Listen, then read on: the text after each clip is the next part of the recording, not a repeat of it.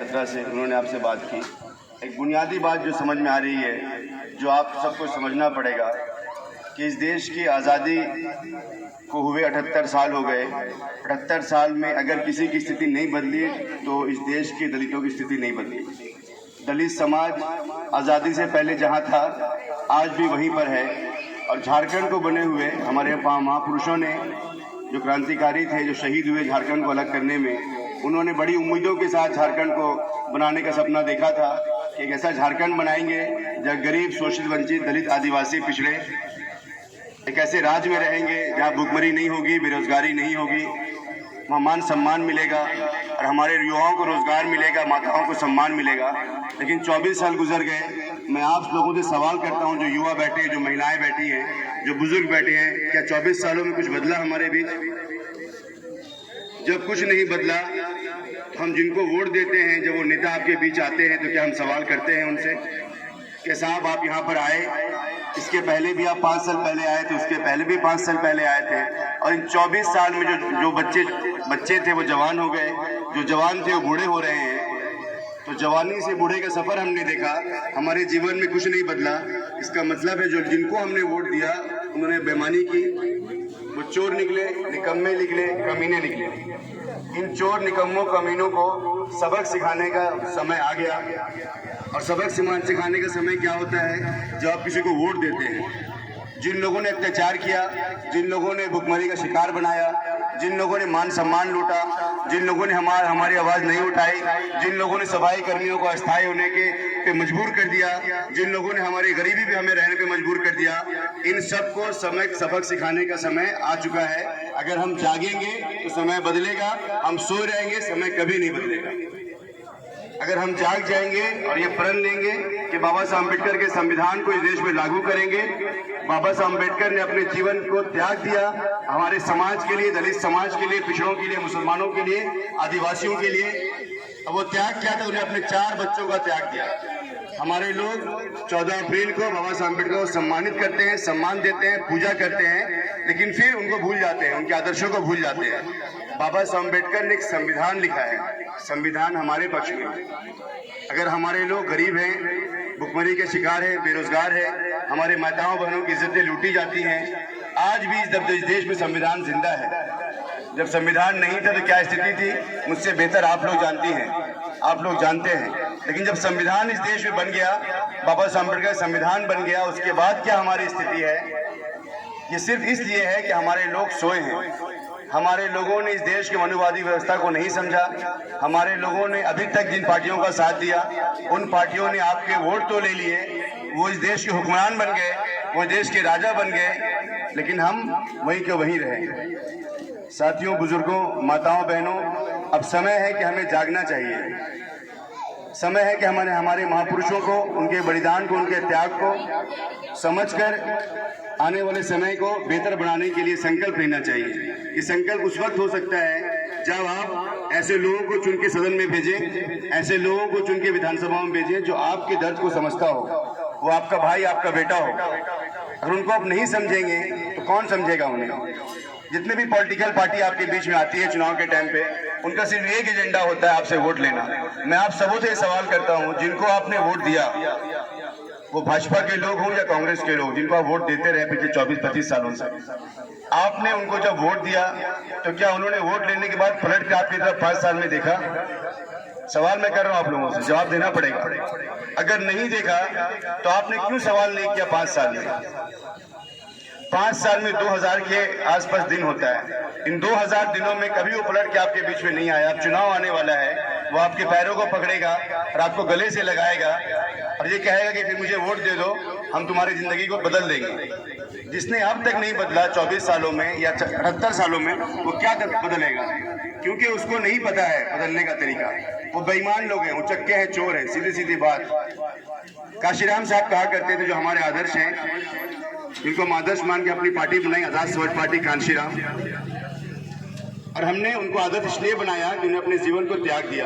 काशीराम साहब एक साइंटिस्ट थे, DRDO के साइंटिस्ट। मुझे पता चला कि हमारा समाज शोषित वंचित समाज है, आदिवासी, पिछड़े, मुसलमान, इस देश की आदिवासी, दलित, और जब उन्हें समझ में बात आई कि मैं तो साइंटिस्ट बन गया, मेरे पास कार बंगला आ गया, लेकिन हमारे समाज के लोग कहाँ हैं? आज भी उनको रोजगार नहीं है। वो 200-300 रुपए में मेहनत कर रहे हैं, 12 घंटा 14 घंटा मेहनत करके अपने बच्चों को पढ़ा नहीं पा रहे हैं, स्वास्थ्य सेवाएं अवेलेबल नहीं है। तो उन्होंने अपने घर को छोड़कर पूरी जिंदगी का त्याग दिया और एक पार्टी बनाई, जिसको हम बहुजन समाज पार्टी कहते हैं। और उस पार्टी ने बहन मायावती को 4 बार मुख्यमंत्री बनाया। आप पता करिए, जो उत्तर प्रदेश के हैं, जब तक मुख्यमंत्री थी बहन मायावती, वो स्वर्णिम युग हम कहते हैं, वैसा समय था जिसको गोल्डन एज कह सकते हैं। वहां पर हमारी हुक्मरानी थी, दलितों की हुक्मरानी थी, दलित शासक थे वहां के। लेकिन कोई कारण हुआ, काशीराम साहब गुजर जाने के बाद उनका मूवमेंट खत्म हो गया, पार्टी खत्म हो गई। लेकिन एक नौजवान ने 2014 में फिर से इस बेड़ा को उठाया, जिसे हम चंद्रशेखर आजाद कहते हैं। उस चंद्रशेखर आजाद ने एक भीम आर्मी बनाई और शोषित वंचित समाज को जोड़ने का काम किया। उस भीम आर्मी ने दलितों में, आदिवासियों में, पिछड़ों में, मुसलमानों में ताकत पैदा की और काशीराम साहब के उद्देश्य को, उनके सपने को पूरा करने के लिए और बाबा साहब अम्बेडकर के सपनों को पूरा करने के लिए अपनी जीवन के 10 साल लगा दिए। और उस 10 साल के बाद आज कुछ साल महीनों के पहले वो सदन में दहाड़ रहे हैं। नगीना से वो वहाँ चुनाव जीते। मैं नगीना में 5.5 महीना था, मैं जिम्मेदार था वहाँ। नगीना में 7.5 लाख मुसलमानों ने और 3.5 लाख दलित समाज ने, वहाँ के पिछड़ों ने, हर समाज के लोगों ने चंद्रशेखर आजाद साहब को वोट दिया और ये कहा कि ये शख्स वो शख्स है जो कभी इसके पहले चुनाव नहीं लड़ा, पंचायत का मुखिया नहीं थे, बीडीसी नहीं थे, सांसद विधायक नहीं थे। 10 साल तक संघर्ष किया, मान सम्मान की लड़ाई लड़ी और इस देश का सबसे शक्तिशाली संगठन भीम आर्मी बनाया। भीम आर्मी के नाम से, उनके नाम से ये पुलिस कांपती है। भीम आर्मी के नाम से चोर उचक्के कांपते हैं। भीम आर्मी के नाम से जुल्म करने वाले लोग कांपते हैं। और चंद्रशेखर आजाद साहब जब सांसद पहुंचे, उन्होंने जय भीम के साथ नमो बुधाय भी कहा। ये भी आपको समझना पड़ेगा। आपको ये भी समझना पड़ेगा कि हमारे आदर्श जो थे, उन्होंने कितनी कुर्बानियां दी। आपको समझना पड़ेगा चंद्रशेखर आजाद कौन है। चंद्रशेखर आजाद इस देश के मजलूम समाज का, इस देश के शोषित वंचित समाज का आज के युग का सबसे बड़ा नेता है। अगर आपने अब भी उनके पद चिन्हों पर चलकर आपने अब भी उनके पार्टी को साथ नहीं दिया, तो मैं आपको ये बता के जाता हूं कि आने वाली नस्लें गूंगी पैदा होंगी हमारी। क्योंकि जब एक शख्स वहां पहुंचा, एक शख्स जब पार्लियामेंट पहुंचा, उन्होंने शोषित वंचित समाज के लिए, आदिवासियों के लिए, दलितों के लिए, पिछड़ों के लिए और मुसलमानों के लिए, यहाँ के इस देश के मूल निवासियों के लिए हर मुद्दे उठाए। अभी चंद्रशेखर आजाद साहब ने 750 रुपए की रकम कही कि हमारे समाज के लोगों को मिनिमम वेज जो है, मजदूरी 750 रुपए मिलनी चाहिए। वो 750 रुपए को, कि हमारे पास शक्ति है, भीम आर्मी है। चंद्रशेखर आजाद नहीं है, बल्कि राष्ट्रीय अध्यक्ष चंद्रशेखर आजाद है, सांसद हैं वो। आज उनके बीच में 4-5-10 करोड़ लोगों की संख्या चल रही है। हमने एक छोटा सा प्रोग्राम किया अभी दिल्ली में, उस प्रोग्राम में 10 लाख लोग आए। वो प्रोग्राम में हमें परमिशन नहीं मिला प्रोग्राम करने का मैदान में, तो हमने प्रोग्राम स्टेडियम में किया। जितने लोग स्टेडियम में थे उसके 10 गुना लोग बाहर थे। वो ऐतिहासिक प्रोग्राम हुआ। हम जागृति के लिए दिन रात मेहनत कर रहे हैं, लेकिन आपको हमारा समाज अगर नहीं जागा, जिस समाज को हम जगाने का काम कर रहे हैं, जिस समाज के लिए हम लड़ाई लड़ रहे हैं, अगर उस समाज ने हमें वोट की ताकत नहीं दी, कलम की ताकत नहीं दी और उनको ताकत दी जिन्हों को लूटने का काम किया, तो बेइंसाफी होगी कि नहीं होगी? बेइंसाफी होगी ना। तो मैं आपसे गुजारिश करने आया हूँ, निवेदन करने आया हूँ कि आपकी पार्टी अभी आ चुकी है। हम बाबा साहब अम्बेडकर को अपना आदर्श मानते हैं, हम काशीराम साहब को अपना आदर्श मानते हैं, हम बहन मायावती को अपना आदर्श मानते हैं, हम आदर्श चंद्रशेखर आजाद साहब को मानते हैं और इस देश में जन्मे सारे महापुरुषों को हम आदर्श मानते हैं। इन आदर्शों पे चलने के लिए और इन आदर्शों को आगे बढ़ाने के लिए, उनके विचारों को बढ़ाने के लिए और हमारे लोगों को रोजगार, शिक्षा, स्वास्थ्य की सुविधा दिलाने के लिए हम संघर्ष कर रहे हैं। अगर आपने हमारा साथ दिया, हमें कलम की ताकत दी, तो आने वाले समय में ये जो लोग वादे करके जाते हैं 5 साल की, मैं आपसे वादा करता हूँ, अगर आपने हमें कलम की ताकत दी, जितने मसाइल समस्याएं हमारी हैं, हम उसको 1 साल में पूरा कर सकते हैं। लेकिन आपको हमारा साथ देना पड़ेगा। अगर आपने हमारा साथ नहीं दिया, मैं आपसे सवाल करता हूँ, जितने लोग यहाँ बैठे हैं, जो महिलाएं हैं, बुजुर्ग हैं, जो बच्चे बैठे हैं, जवान बैठे हैं, कि हमारे कितने लोग यहाँ पर हैं जो लोहिला कॉन्वेंट डीबीएमई से पढ़ते हैं? हाथ उठाइए। कितने बच्चे यहाँ पर हैं, कितनी माताएं हैं जिनके बच्चे यहाँ पर लोहिला कॉन्वेंट बड़े स्कूलों में पढ़ते हैं? किन्हीं के बच्चे पढ़ते हैं? कोई नहीं। इतनी बड़ी संख्या हमारी जमशेदपुर पश्चिम जहां मैं बोल रहा हूं, यहाँ पर 85,000 दलित वोटर, 85,000 जिनको आपने जिता कर भेजा, उनकी संख्या कितनी है? उनकी संख्या 3300, 3400, 5000 भी नहीं है। उनको आप जिता के भेज रहे हैं, उनको हुक्मरान बना रहे हैं, उनको राजा बना रहे हैं और हम भिखारी बन रहे हैं। और हमें अपने मुद्दे को पूरा कराने के लिए उनके सामने जाके हाथ पर फैलाना पड़ता है। ये गुलामी कब तक बर्दाश्त करेंगे हमारा? कभी तो निकलना पड़ेगा इस गुलामी की जंजीरों से, कभी तोड़ना पड़ेगा ना। वो कब टूटेगी? जो आपकी पार्टी को आप वोट देंगे। आपने इन सबको जांच लिया। हम तो पहली बार आपसे वोट मांगने आए। हमने संघर्ष किया, हम दलित समाज को जगाते रहे पिछले 10 सालों से। भीम आर्मी मजबूत संगठन है। आप पता करिए जितने मुद्दे भीम आर्मी ने पिछले 10 सालों में उठाए, दलित समाज के किसी ने नहीं उठाया। क्योंकि आपके समाज अगर हमारे पांव में काटा है तो उसकी तकलीफ हमें होगी। ना हम सफर से निकलेगा, ना हम नशे से निकलेगा, हमारे पांव का कांटा हम ही से निकलेगा। तो अगर हमारे पांव में कांटा गड़ा है तो हमसे निकलेगा। उसकी तकलीफ किसी बनिया राजपूत ब्राह्मण को नहीं हो सकती। दलित समाज की तकलीफ दलित समाज को होगी, उनके नेताओं को होगी, उनके पार्टी के लीडर्स को होगी। आपको ये समझना पड़ेगा कि आपका अपना कौन है, आपका पराया कौन है। आपने सबको वोट दिया, अभी समय आ गया आपको अपनों को वोट देना है। वो अपने कौन है? अपनी भीम आर्मी के लोग हैं।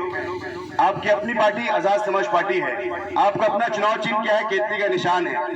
अगर आपने हमें वोट दिया, कलम की ताकत दी, तो हम वादे नहीं कर रहे हैं आपसे, हम उसको करके दिखाएंगे। वो हम करके दिखाने का संकल्प आपसे लेके जा रहे हैं। और मैं आपसे एक बात और कहता हूँ, ये लड़ाई हमें लड़नी पड़ेगी, मिल के लड़नी पड़ेगी। जब नेता यहाँ पर आए तो उनसे 1-2-3 सवाल आप करिए। उनसे बोले, नेताजी आप 5 साल के बाद आए, आपने 5 साल में हमारे लिए क्या किया? ये विधानसभा जहाँ नेता एमएलए बन के जाता है, उस विधानसभा का काम नाली स्ट्रक्चर बनाना नहीं होता है। उस विधानसभा का स्थानीय नीति पास करना होता है। यहाँ के दलित समाज को यहाँ पर 75% आरक्षण मिलना चाहिए। उसका काम ये होता है कि जो सफाई कर्मी है उनको मान सम्मान के साथ में, एक मिनिमम वेज के साथ में और उनके स्वास्थ्य सुविधाओं के साथ में, उनके बच्चों की जिम्मेदारी शिक्षा की और स्वास्थ्य की, बुजुर्गों की, और आपकी योजनाएं आपके घर तक पहुंचनी चाहिए। आपने देखा कि मैया सम्मान के नाम पे योजना चल रही है। 12,000 साल में आपको मिलेगा और महीने में आपको 1,000 रुपये मिलेगा। तो उन्होंने क्या किया? उसके लिए हमारे माताओं बहनों को गर्मी में और बारिश में सड़क पे लगा दिया। आप पता करिए, जहाँ चंद्रशेखर भाई चुनाव जीते, राष्ट्रीय अध्यक्ष साहब हमारे, वहाँ पर हम योजनाओं घर पे पहुँचा रहे हैं। योजनाएं जो है वो घर पे पहुँच रही। आपको सड़क पे निकलने की जरूरत नहीं है, बल्कि योजनाएं घर तक पहुँचेंगी। आपका चेक घर तक पहुँचेगा। इसकी तैयारी करिए आप लोग। इसको सम्मान कहते हैं एक्चुअली। कब तक हम सम्मान की भीख मांगते रहेंगे? और इस समाज, जिस समाज के सामने मैं आज बात कर रहा हूँ, ये हमारा समाज जो है इस देश का शासक है। मुखी समाज इस देश का शासक है। दलित समाज इस देश का शासक है। साहब काशीराम कहा करते थे कि अपनी दीवारों में लिख दो कि हम इस देश के शासक हैं। लेकिन हमारे साथ क्या हो रहा है अब हमसे बेहतर आप जानते हैं।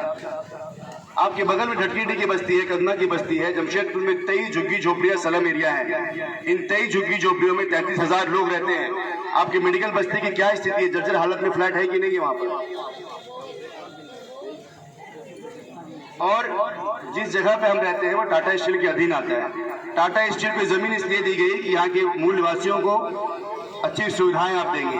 आप मुझे बताइए, सुविधाएं आपको मिल रही हैं? अगर एक बुजुर्ग यहाँ बीमार पड़ जाए, हमारी माताएं बीमार पड़ जाए, तो उनको टीएमएच तो छोड़ दीजिए, एमजीएम लाके वो लोग वहाँ पर छोड़ देते हैं। और एमजीएम की क्या हालत आप मुझसे बेहतर आप जानते हैं। एमजीएम में एक तरफ हमारी बहनें सोती हैं, दूसरी तरफ कुत्ते सोते हैं। ये लोग चाहते हैं कि हम जानवर की तरह जिंदगी गुजारें। इस देश के शासक इस देश के जानवर बन गए हैं। इसलिए बन गए हैं कि हम जागरूक नहीं हैं। और जो हमारे प्रिय मित्र ने कहा, छोटे भाई ने कहा कि जब चुनाव आता है नेता आपको थोड़े पैसे दे देता है। हमारे बीच में कुछ चम्मच होते हैं, वो पैसे लेके हमारे वोटों को सौदा करते हैं। साहब काशीराम कहा करते थे कि अपने वोटों की रखवाली अपने माँ बहन की तरह करो। अगर हमने अपने वोटों की रखवाली माँ बहन की तरह की तो आने वाले समय में हम शासक बनेंगे। इस देश की सारी सुविधाएं हमारे हाथ में होंगी।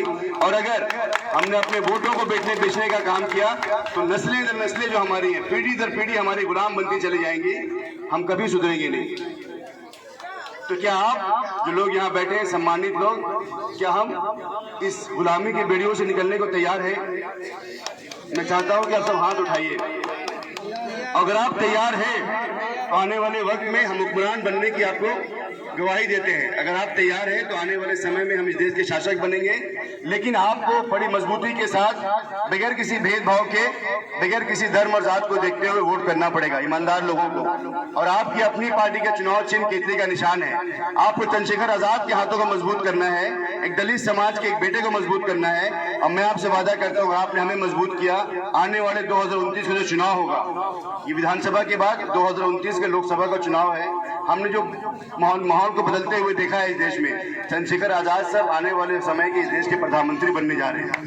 लेकिन समाज को आपको हमारा साथ देना पड़ेगा, क्योंकि हमारी शक्ति आप है और आपको घर घर निकल के एक एक वोट लेना पड़ेगा। आपको लड़ाई ऐसी लड़नी पड़ेगी जैसे चंद्रशेखर आजाद साहब लड़ रहे हैं। कल भी चंद्रशेखर आजाद साहब हरियाणा में थे, उनके गाड़ी पर लोगों ने हमला किया। क्या कारण है? क्या कारण है कि राहुल गांधी गाड़ी पे हमला नहीं होता? क्या कारण नरेंद्र मोदी गाड़ी पे हमला नहीं होता? क्या कारण है कि हेमंत सोरेन की गाड़ी में हमला नहीं होता? क्या कारण है कि समाजवादी पार्टी के मुख्यमंत्री के ऊपर हमला नहीं होता? क्या कारण है कि योगी आदित्यनाथ के ऊपर हमला नहीं होता? हमला चंद्रशेखर आजाद के ऊपर क्यों होता है?